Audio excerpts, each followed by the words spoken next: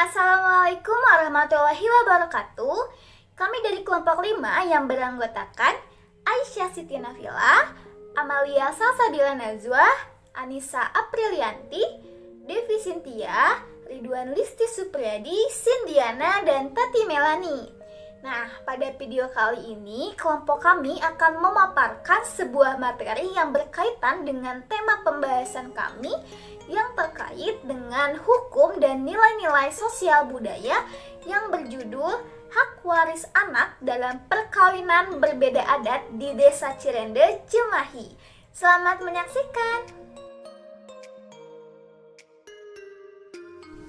Manusia dilahirkan sebagai makhluk sosial yang diciptakan untuk saling berpasangan antara pria dan wanita untuk membentuk kehidupan secara bersama-sama dan saling melengkapi satu sama lain. Nah, yang dimaksud dengan perkawinan itu sendiri merupakan hubungan permanen antara pria dan wanita yang diakui secara sah oleh masyarakat dan berdasarkan atas peraturan hukum yang berlaku. Nah, undang-undang yang mengatur tentang perkawinan ini terdapat dalam pasal 1 Undang-Undang Nomor 1 Tahun 1974 yang menjelaskan bahwa perkawinan ini adalah suatu ikatan lahir dan batin antara seorang pria dan wanita sebagai pasangan suami istri dengan tujuan untuk membentuk keluarga atau rumah tangga yang bahagia dan kekal kepada ketuhanan yang Maha Esa.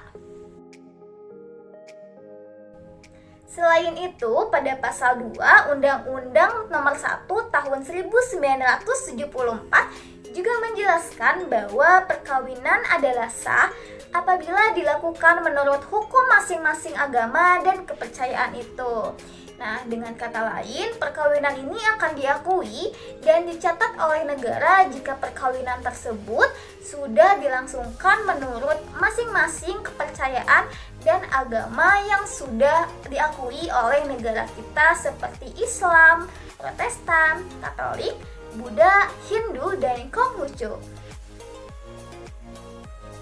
Namun pada kenyataannya seperti di Desa Cirende, sampai saat ini masih melangsungkan perkawinan yang berbeda keyakinan, di mana masyarakat asli Desa Cirende ini menganut kepercayaan Sunda Wiwitan dengan masyarakat di luar kampung Cirende yang menganut agama Islam.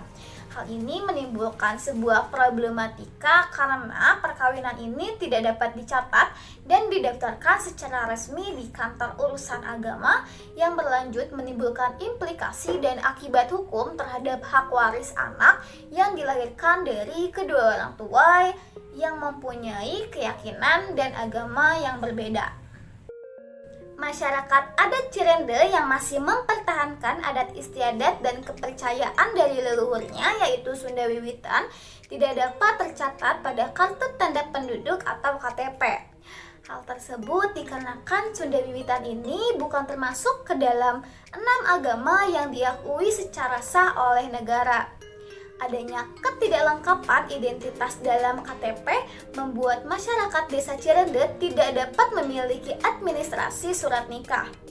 Sehingga perkawinan yang tidak diakui oleh negara ini akan memberikan dampaknya tersendiri bagi pihak perempuan, yaitu istri, anak, dan keluarga dari pihak perempuan yang tidak dapat menuntut hak-haknya secara hukum kepada suami termasuk mengenai hak waris anak.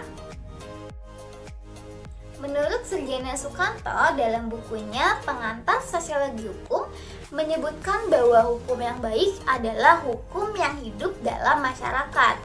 Nah, berdasarkan pernyataan tersebut, Desa Cirende ini memiliki aturan hukum adatnya tersendiri dalam menjawab problematika yang terjadi di dalam masyarakatnya.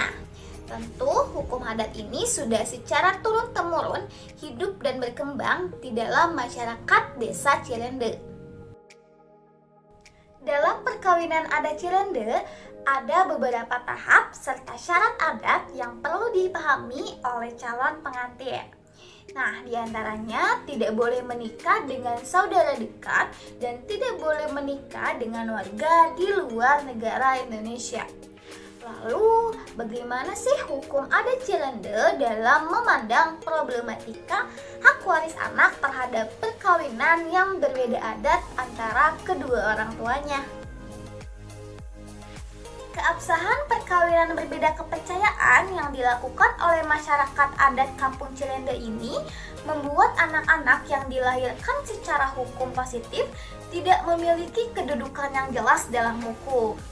Nah, di mana anak-anak yang dilahirkan dari pernikahan tersebut akan kesulitan untuk mendapatkan akte kelahiran, serta hubungan keperdataan hanya dengan ibu kandungnya saja yang merupakan warga asli desa Cirende.